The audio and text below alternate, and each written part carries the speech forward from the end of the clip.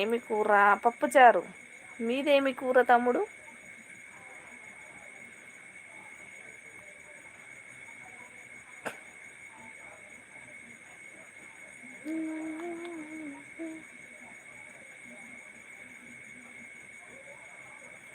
మీరు ఎలాగూ నా లైవ్కి వచ్చి వెళ్ళిపోతారు కదా. ఎగ్ అన్న, నేను లైవ్ అసలు నీ నోటిఫికేషనే రాలేదు నాకు ఈరోజు.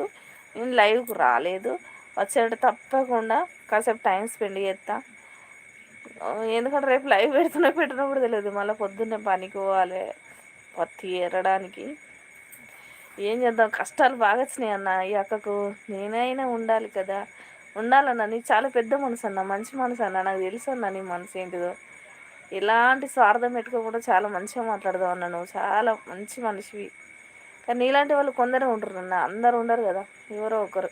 అన్న నేను ఒకటి నిజం చెప్పాలా, నేను ఎవరు లైవ్ అయినా చాలాసేపు మస్తు సపోర్ట్ చేస్తాను, అందరినీ కలుపుకొని చాలా మాట్లాడతా. కానీ నా లైవ్లో ఎవరు ఉండరు అన్న, నిజం ప్రామిస్.